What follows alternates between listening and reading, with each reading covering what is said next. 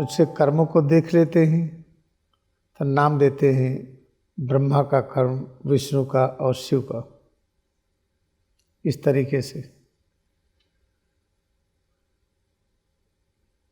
तो ये जो सिर से पैर की उंगली तक के जो स्वरूप है, फिर इसी पर आइए। इसके अस्तित्व की रक्षा के लिए क्या करना होता है? जब हम जैसे ही जन्म लेते हैं, पहले तो एम्ब्रियोनिक लाइफ होती है, जाइगोट के रूप में होते हैं। उसमें क्या कैसे होता है, रिसर्च हुआ है, अनुसंधान हुआ है, लेकिन सभी प्रकार के अनुसंधान अधूरे हैं। जो एम्ब्रियोनिक लाइफ में चीज़ें बनती है एम्ब्रियो के रूप में, उसी चीज़ को बाहर कैसे बना देते हैं। लाड़िमा से बाहर प्रकट हो गए, जीसस रिसरेक्ट हुए, सामिक तेस्वगिरी हुए। तो ये कौन सी क्रिया है निर्माण की? एक निर्माण की क्रिया है, जैसे जाइगोट बना, फिर जाइगोट धीरे धीरे बढ़ करके फिर बाहर के वातावरण में आया। फिर आते ही जो पहला कर्म हुआ तो आवाज़ का हुआ, और ये आवाज़ जो प्रकट हुआ किससे हुआ? स्पर्श से। स्पर्श क्रिया कैसी हुई? जब बेबी बाहर जन्म लेता है तो उसके ऊपर बहुत अधिक दबाव पड़ता है, प्रेशर पड़ता है। तो उस स्पर्श क्रिया से अगला कर्म होता आवाज़ आती है।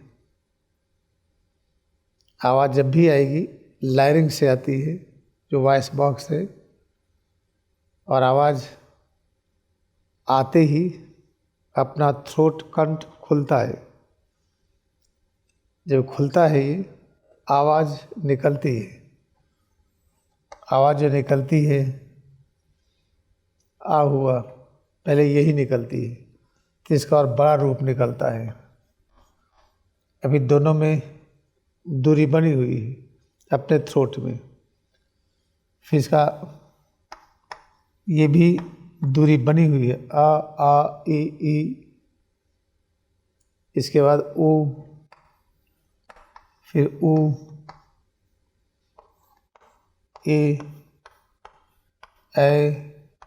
ओ, आओ।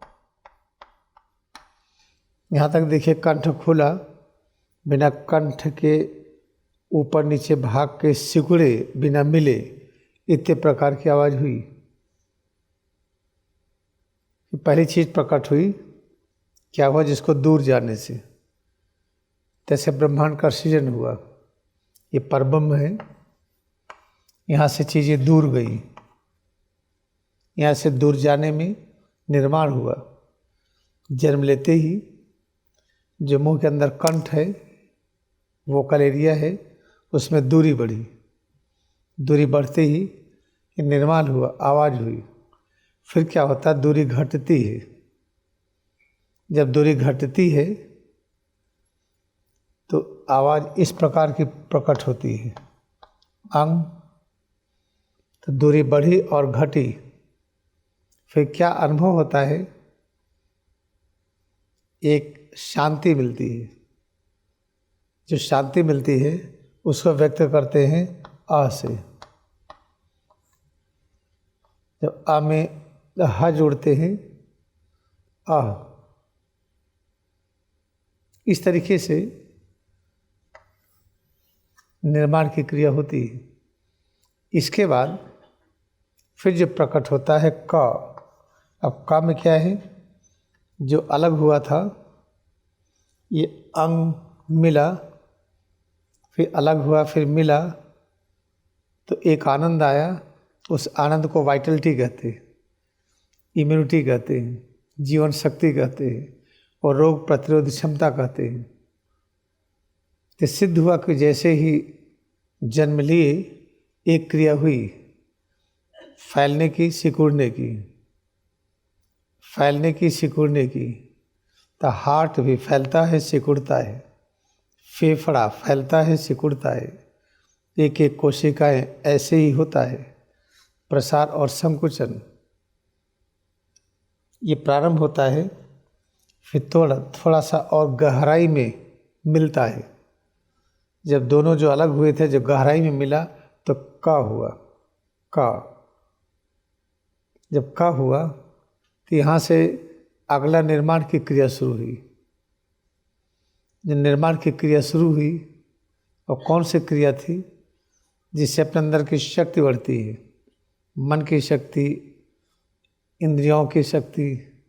तो शक्ति को रा कहते हैं।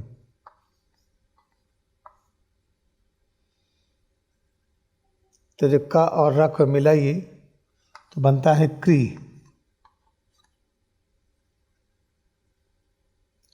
ये जो क्री है, ये जो बनता है आधा का और प्लस जो री है, इसके मिलने से तो रा और री। तो पहले ये री बनता है, ये रा बाद में बनता है। पहले जो भी चीज़ बनती है ये ऊर्ध्वमुखी होती है, प्राण शक्ति। जब प्राण शक्ति ऊर्ध्वमुखी है, जीवा थोड़ा ऊपर हुआ तो री कहते हैं। ये वाला है। इसका मतलब क्या है? इसको कहते हैं, ये सिंबल है पवित्रता का। तो कौन सा कर्म हुआ जिसको पवित्र कर्म कहते हैं? पवित्र कर्म क्या होता है? निर्माण की क्रिया। तो निर्माण की क्रिया ये क्रि से संबंधित, का से संबंधित, रस से संबंधित। जब निर्माण की क्रिया गहराई में होती है तो ये जो री है रा के रूप में प्रकट होता है। रा कहते प्रचंड शक्ति। दूर देख लीजिए, दूर की चीज़ सुन लीजिए, दूर की चीज़ जो गंध की अनुभूति, स्वाद की अनुभूति, ये सब क्षमता होती है, जिसको गोवर्धन धारण करना कहते हैं, इंद्रियों का विस्तार। ये सब क्रिया क्या है? ये प्रभु जैसे करते हैं, उनके द्वारा जो चीज़ें निर्मित हुई वो भी वैसे ही करती है। उनसे प्रकट हुए, परब्रह्म से प्रकट हुए हम मनुष्य लोग। तो मनुष्य के सारे कर्म परब्रह्म की तरह होंगे। क्या हुआ? परब्रह्म में क्या किए? चीज़ों को अपने से दूर किए और फिर नज़दीक लाते हैं। दूर किए फिर नज़दीक लाते हैं। ये क्रिया हर जगह पर दिखेगी। दूर करना, नज़दीक लाना। जो गोल गोल ये घूमता है चीज़, उसमें भी दूर करना, नज़दीक लाना। मान लीजिए कोई चीज़ है, इसके चारों तरफ कोई चीज़ घूमती है, ये तभी घूमेगी जब दो क्रिया होगी, एक नज़दीक आने वाली, एक दूर जाने वाली। जब सृजन होता है, निर्माण होता है, तो ये क्रिया प्रकट होती है। इससे दृश्य जगत बनता है। सिर से पैर की उंगली तक इसका दृश्य रूप बनाए रखने के लिए ये क्रिया आवश्यक है। इस क्रिया को हम लोग कैसे करते हैं? टेंस रिलैक्स के माध्यम से। जो रिचार्जिंग करते हैं वो इसी क्रिया का व्यापक अभ्यास है। जब आप व्यापक अभ्यास करते रहें तो उससे ज्ञान आता है। किसका ज्ञान आता है? करने का। करने का ज्ञान आगे कैसे पता चला? का है करना। जब ज्ञान आया, इसका मतलब शांति मिली, आनंद मिला, वाइटलिटी बढ़ी, इम्यूनिटी बढ़ी, तब क्या हुआ? बहुत खुशी हुई। जब खुशी होती तो हम स्वतंत्र होते, एकदम खुश हो जाएंगे। तब एक सिद्धि मिलती है, एक बिना हवा के रह सकते हैं। उसको व्यक्त करते हैं हा हा, हवा बाहर निकाल करके।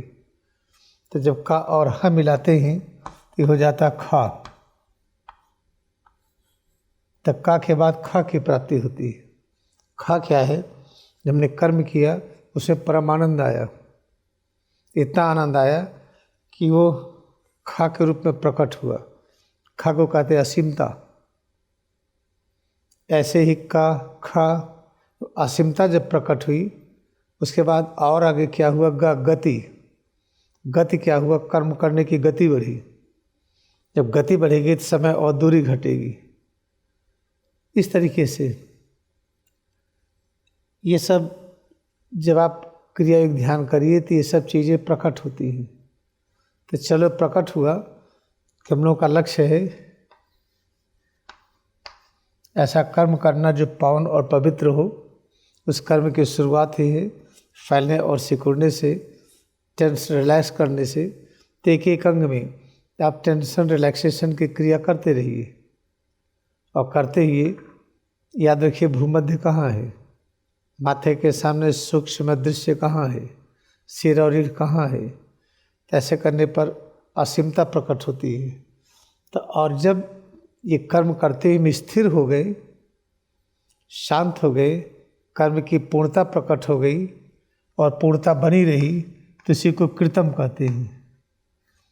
ता है स्थिरत्व का प्रतीक, कोई चीज़ स्थिर हो जाए। देखिए जब ता कहते हैं तो जीवा का ऊपर से दबाव हुआ, जीवा स्थिर हो गई तो ता निकला। ऊपर बिंदी क्या है, स्थिरता। तो ये जब हमारी स्थिति प्रकट होती है तो इसमें सत्य की अनुभूति होती है, इसीलिए इसको सतयुग कहते हैं। जो सतयुग कहा जाता है उसी को कृतम युग कहते हैं। तीसरा कर्म करना बहुत आवश्यक है, और जो कर्म करने से भागते हैं, नहीं करना चाहते हैं, उसका मतलब क्या है, क्यों ऐसा है? क्योंकि उनके हृदय में कालिमा अधिक है। कालिमा कहते हैं आलस्य को। जो हृदय में आलस्य अधिक है, कालिमा अधिक है, तो आदमी भागता है, कर्म न करे, या कोई हल्का कर्म मिले, या कम काम करके तनख्वाह ज़्यादा मिले, थोड़ा करके ज़्यादा मिले, ये प्रवृत्ति आती है। और ये प्रवृत्ति से बीमारी आती है। तो अपने अस्तित्व की रक्षा करने के लिए इस पर विचार करिए जो हमने आपको स्पष्ट किया है। कृतम युग को सतयुग कहते हैं, और कृतम युग में क्रि के बारे में हमने स्पष्ट किया है। ये आधा का और री है। आधा का क्या है? जो का बिना आ के हो, बिना वाबिल को हो। बिना वाबिल के अगर हम इसका उच्चारण करेंगे तो कर नहीं पाएंगे, इसको पढ़िए पढ़ नहीं पाएंगे, जो भी कहेंगे कह ही नहीं पाएंगे। जैसे दा है, इसमें से वाबिल निकाल दीजिए, इसको भी कह नहीं पाएंगे। दा कहेंगे तो आ जाएगा। जिस चीज़ को व्यक्त न कर सके, जिसकी व्याख्या न कर सके, उस कर्म को करना है। किस कर्म की व्याख्या नहीं कर सकते हैं,